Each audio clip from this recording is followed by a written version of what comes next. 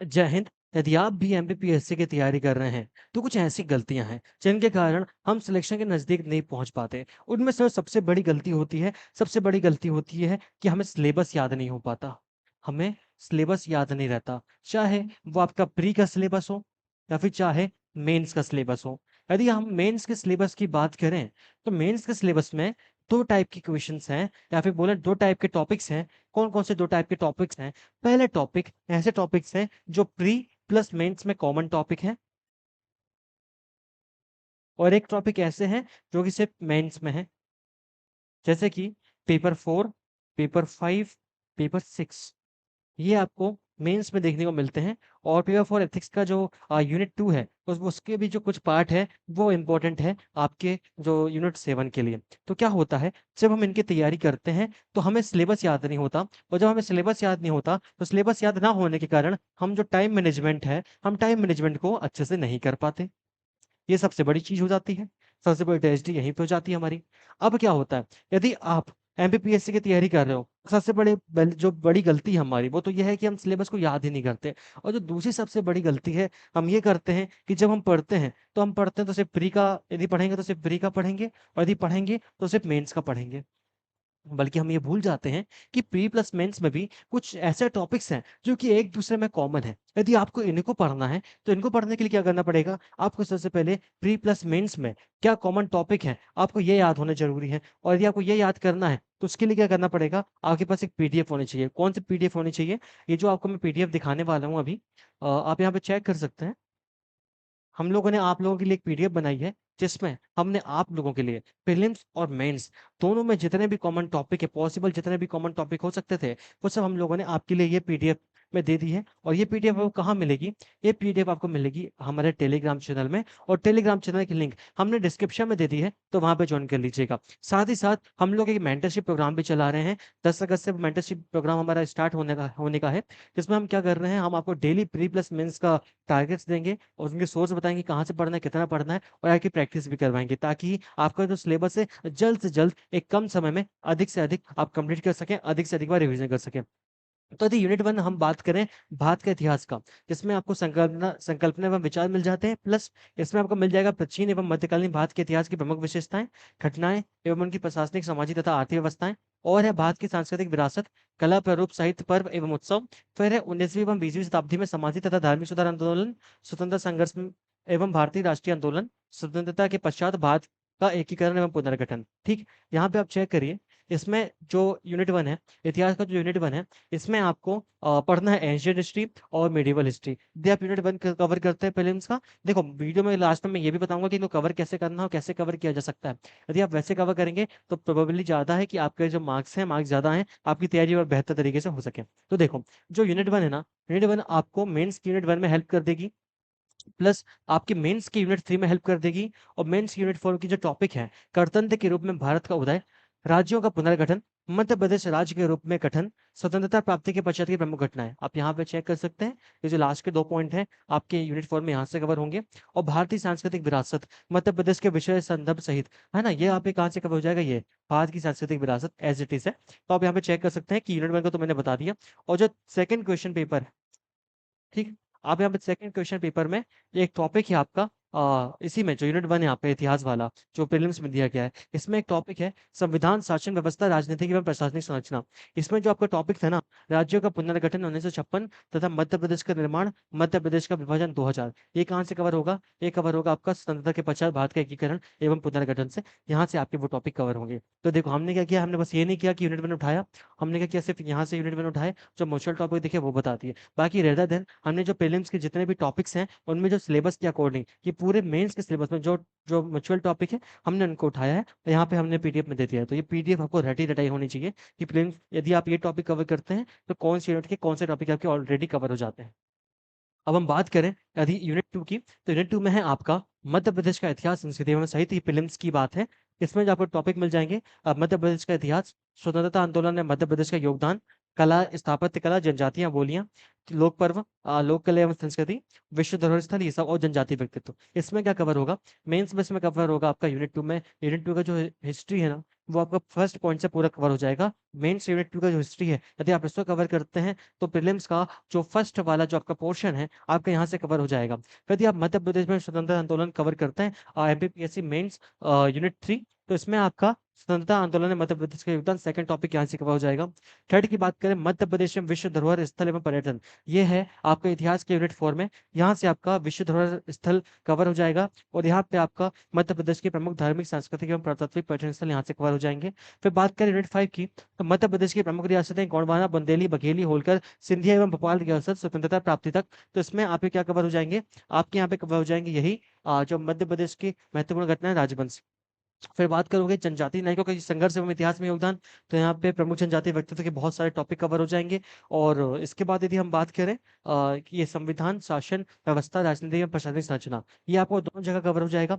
ये आपका यूनिट 1 से भी कवर होगा और यूनिट आपका जो 2 है प्रीलिम्स का, वहां से भी कवर होगा। यदि आप इनको पढ़ लेते तो यूनिट 1 का भी एक मोस्ट ऑफ द पोर्शन आपका कवर हो जाता है और यूनिट 2 का भी most of the portion cover हो जाता है। फिर हम बात करें पेपर 2 पार्ट बी समाजशास्त्र पॉलिटी की, तो मानव संसाधन विकास और समाज कल्याण की जो योजना है, इसमें जनजातियों की रीति स्थिति, सामाजिक संरचना, रीति रिवाज, जनजातियों में विश्वास, विवाह, रिश्तेदारी, धार्मिक विश्वास, परंपराएं, त्योहार, उत्सव, ये जनजातियों का जो ये है ना आपका टॉपिक, यहाँ पे मैं आपको दिखाने वाला हूँ कि मध्य प्रदेश के प्रमुख त्योहार, लोक संगीत, लोक कलाएं, लोक साहित्य, प्रमुख जनजातियां और उनकी बोलियां, ये टॉपिक आपका यहाँ से कवर हो जाएगा। और पॉलिटी मतलब जो आपका सोशियोलॉजी है, सोशियोलॉजी का भी ये डायमेंशन आपके यहाँ से कवर होने को मिल जाएंगे।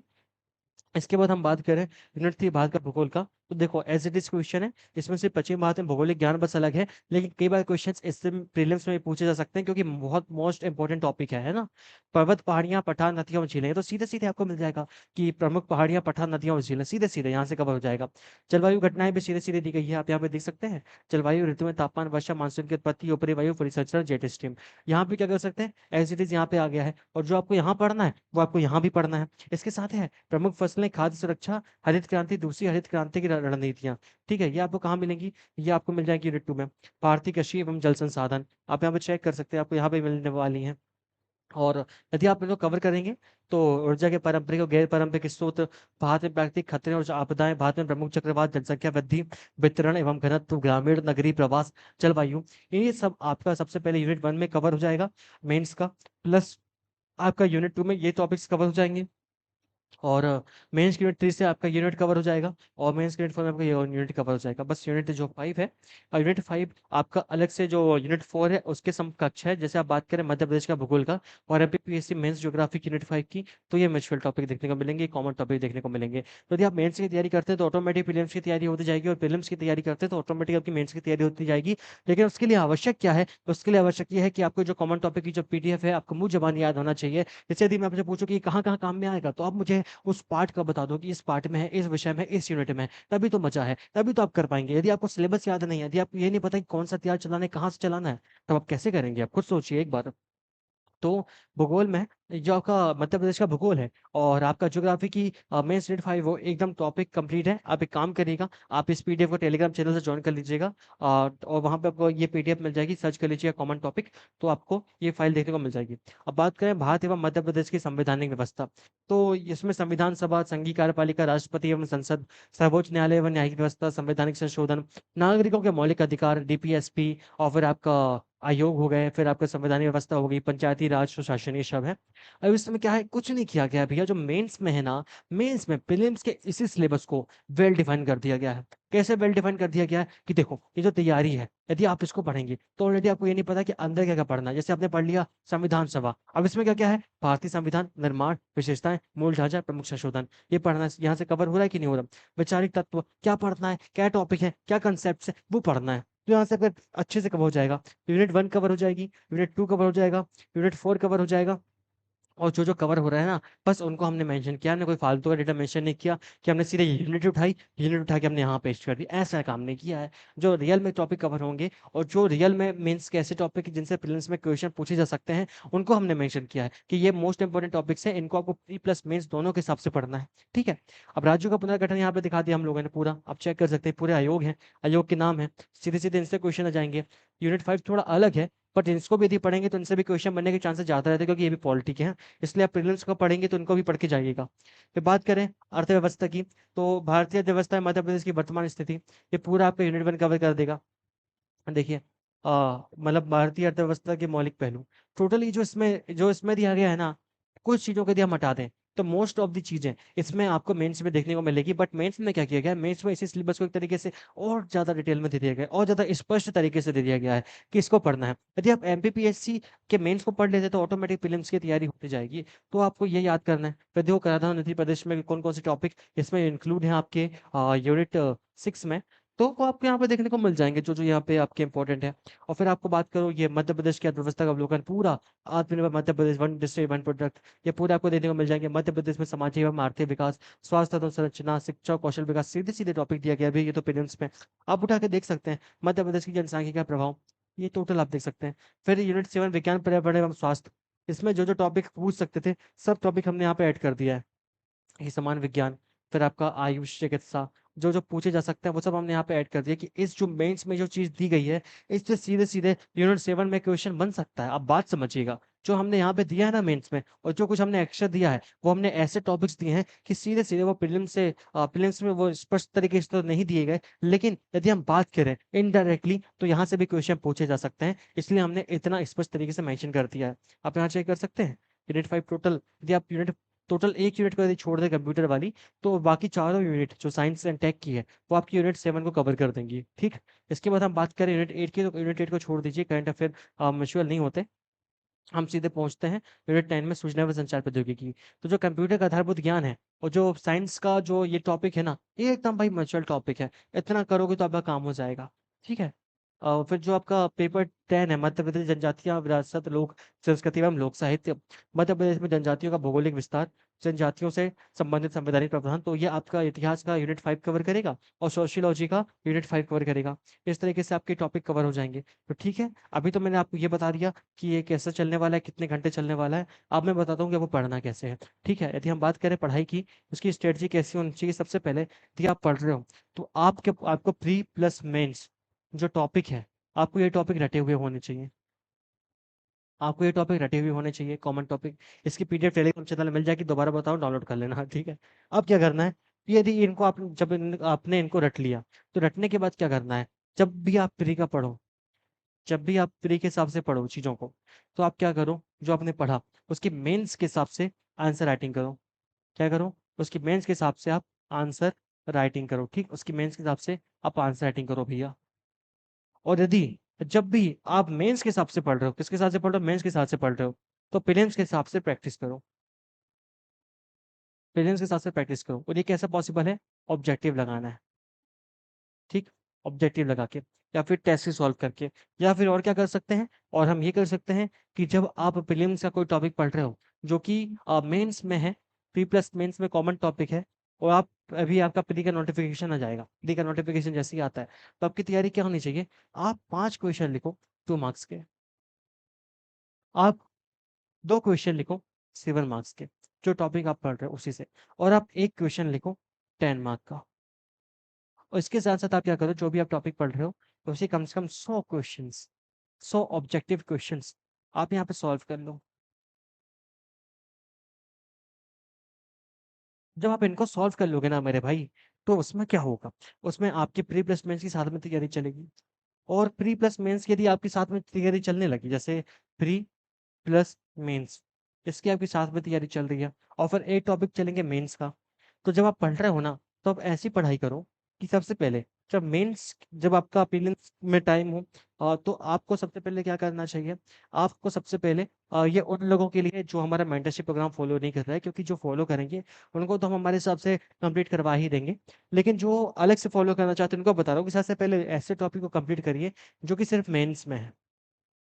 इनको फॉलो करिए जो सिर्फ मेंस में है, और इनकी आप आंसर राइटिंग प्रैक्टिस करिए, इनकी आंसर राइटिंग प्रैक्टिस करते रहिए, क्योंकि इसका आपको रिवीजन तो नहीं होने वाला मेरे भाई, इसका रिवीजन तो नहीं होने वाला। इसलिए सबसे पहले आप मेंस की तैयारी करो। यदि आपका प्रीलिम्स नहीं निकला है और प्रीलिम्स में टाइम है, तो मेंस के ऐसे टॉपिक की तैयारी करो जो एकदम मैच्योर नहीं है। और फिर जब आपका प्रीलिम्स निकलेगा ना, तो सबसे पहले आपको इसी के रिवीजन मारना है, इन्हीं टॉपिक का आपका रिवीजन मारना सबसे पहले। आपको इन्हीं टॉपिक को क्या करना है, इन्हीं टॉपिक को आपको सबसे पहले रिवाइज करना है। सबसे पहले आपको इन्हीं टॉपिक को रिवाइज करना है, समझ रहे हैं मेरी बात। जब आपके ये कंप्लीट हो जाए, जैसे कि आप स्टार्टिंग में कंप्लीट कर सकते हो 4 5 6, 4 5 6 हो गया। इसके साथ है आपका सोशियोलॉजी, सोशियोलॉजी सोशियोलॉजी जो 1 2 3 है यूनिट वो एकदम अलग है। तो यहाँ से आपको वो कंप्लीट करना पड़ेगा। जब आप इनको कंप्लीट कर लो तो फिर आप मूव ऑन करो पेपर 1 2 3 की तरफ, मेंस की तैयारी करते करते। और जब आप मेंस की तैयारी करते हो, जब आप मेंस की तैयारी कर रहे हो तो प्री के ऑब्जेक्टिव लगाते चलो और आंसर राइटिंग करते चलो। जब प्री के ऑब्जेक्टिव, प्री के आंसर राइटिंग करोगे, प्री के ऑब्जेक्टिव लगाओगे, तो वो चीजें आपके लिए ज्यादा बेनिफिशियल होंगी, आपके लिए ज्यादा अच्छी सिद्ध होंगी। ठीक है। तो अब क्या होगा 1 2 3 की जब आप तैयारी करोगे 1 2 3 के बाद, तो देखो इसमें क्या कॉमन है, आपकी हिस्ट्री कॉमन है, आपकी ज्योग्राफी कॉमन है, आपकी पॉलिटी कॉमन है, आपकी इकोनॉमी कॉमन है, आपकी साइंस टेक कॉमन है। जब आप इसको पढ़ोगे ना तो ऑलरेडी आपकी ये टॉपिक कवर होगा जो सिर्फ मेंस में है, और वहीं पे ये टॉपिक भी कवर होगा जो आपके प्री प्लस मेंस में है। और तब तक आपका किसका नोटिफिकेशन आएगा, तब तक आपका नोटिफिकेशन जाएगा प्रीलिम्स का। और जब प्रीलिम्स नोटिफिकेशन जाए तो फिर जो मेंस से फोकस हटा के आप ज्यादा पोर्शन किसका करो, आप ज्यादा पोर्शन स्टार्ट कर दो प्रीलिम्स के हिसाब से तैयारी करना, कि आपको फैक्ट रटना आप तैयार करना है। और जब आप फैक्ट रटना स्टार्ट करोगे तो उसके साथ आप मेंस की, जैसा मैंने बताया कि 2 क्वेश्चन आपको लगाना है 2 मार्क्स के, हाँ 2 क्वेश्चन 2 मार्क्स के, फिर आपको लगा, सॉरी 5 क्वेश्चन लगाना है 2 मार्क्स के, और 7 मार्क्स से आपको लगाना है 2 क्वेश्चन, और 10 मार्क्स के 1 क्वेश्चन। इतना आंसर राइटिंग तो आप डेली करिएगा ताकि आप आंसर राइटिंग भूले ना। इतना कर लोगे तो इतना ही इनफ है। मान के चलिए ऐसे हिसाब से चलोगे तो तैयारी आपकी अच्छी खासी हो जाएगी। और 10 अगस्त से जो हम मेंटरशिप बैच में स्टार्ट करने वाले हैं उस पर यदि आप फॉलो करेंगे तो आपके लिए और भी अच्छी बात होगी। ठीक है मेरे भाई, तो थैंक यू, फिर मिलते हैं अगले वीडियो में। तब तक के लिए जय हिंद, जय भारत, वंदे मातरम।